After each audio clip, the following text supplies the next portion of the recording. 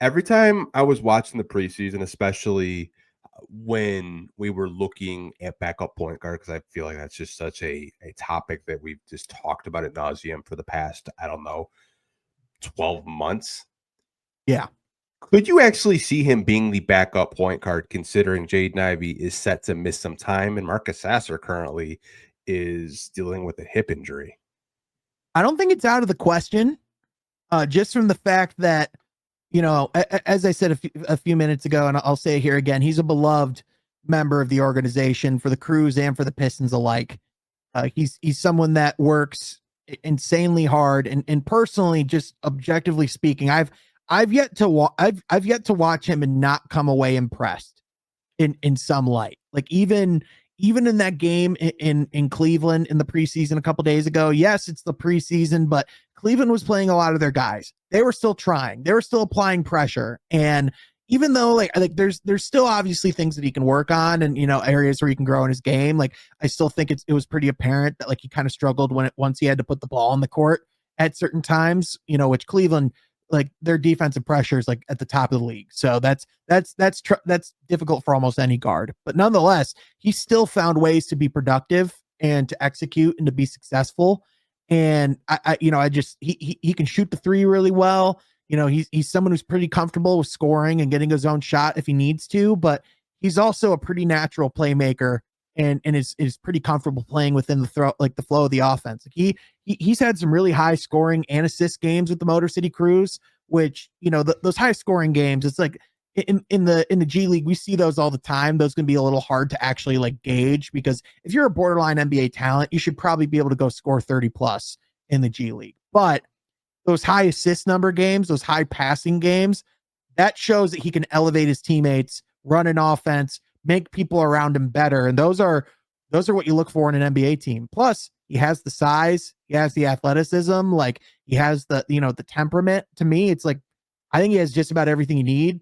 It's just the opportunity. Like he's only played in about 7 NBA games right now total.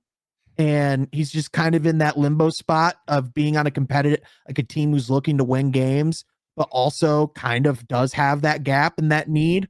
But there are other players that you want to slot in first. Like I do think like that is the kind of that interesting limbo where it's like you still kind of want to see what you have with Marcus Sasser, because you kind of have like another year or two where he's not super expensive and you can figure out what you have there. But if we're putting the two side by side, like Sasser's probably the better scoring guard. Like he's probably like more of a dynamic shooter by like a more dynamic ball handler. But if we're talking playing point guard, with all due respect to Sasser, it's not even a competition at the moment. No, and that's been the hammer I've been just like pounding the table with, because I don't know how many weeks. I think you've been on podcasts with me where people have asked about Sasser.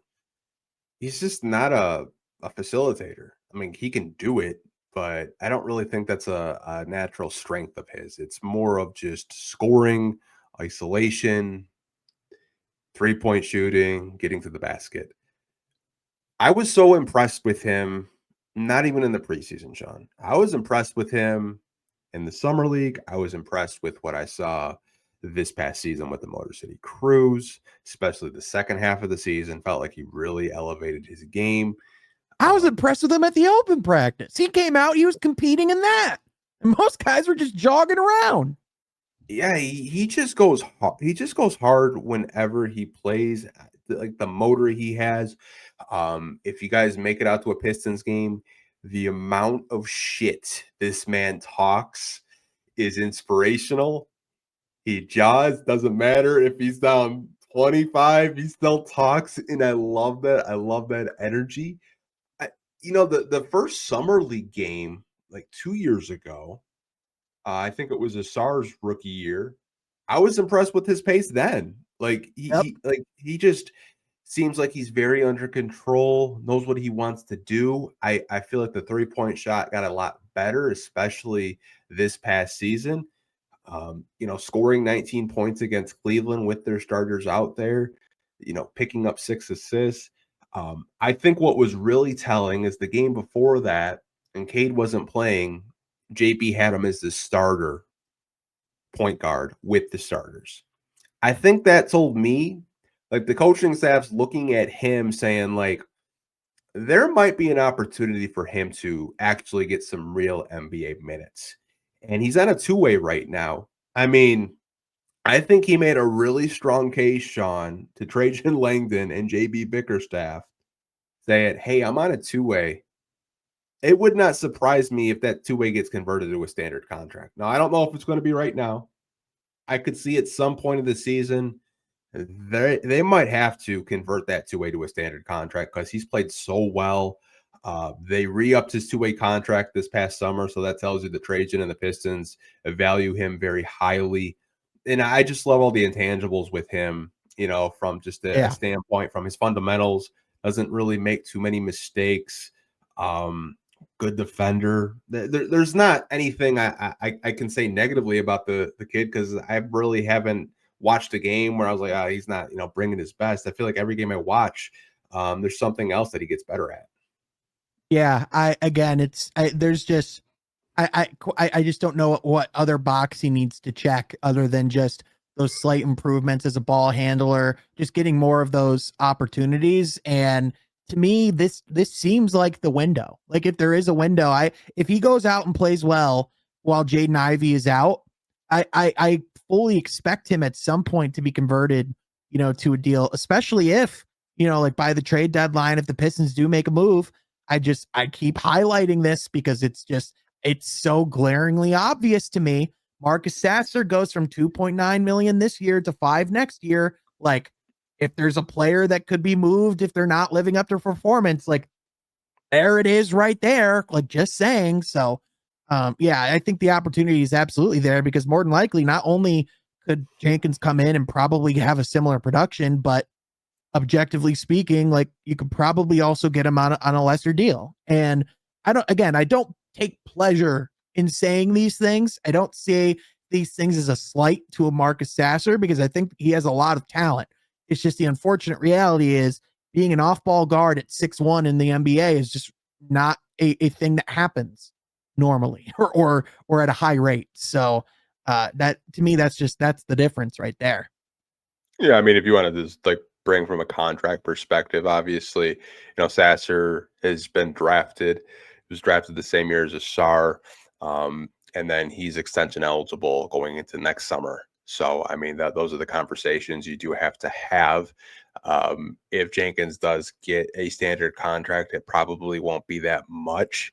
It'd probably be a multi-year deal, so they could have someone, under their belt that could play backup point guard, could start in a pinch. And, Jenkins is a little bit older, but I think from the standpoint of him just being more of a natural facilitator, being more of that natural point guard, I think it makes so much sense for the Pistons to invest into that because we had to go out last deadline and trade for Dennis Schroeder, which was a hell of a pickup, but we never really addressed the backup point guard spot because they wanted to stagger Jaden Ivey, and now he's hurt, and now you're kind of into that same dilemma again, where it's like, okay, who's the backup point guard?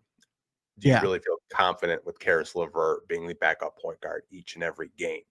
So I'm rooting for the kid. I think there's a really strong possibility. It's not just a strong preseason. It's the strong summer league that he had. It's just the past 2 years of just being impressive. And I think that's why the coaching staff played him as much as they did. Hey, you mentioned I think he led the preseason with the Pistons in minutes.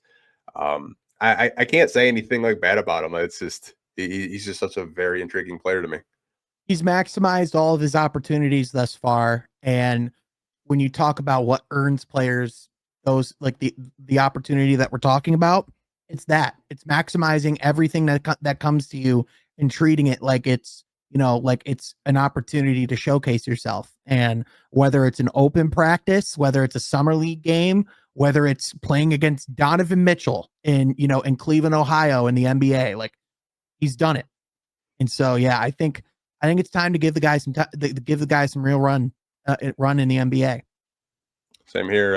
It'll be interesting to see with these cuts. I know the Pistons did make a few cuts with there some G League guys that'll probably be in the crews with like Dawson Garcia and Bryce Mhm. Williams and others. So it'll be interesting to see who's on that 15-man roster, and who those 3 two-way guys are, because good chance that he could get his two-way. You never know with that last roster spot, but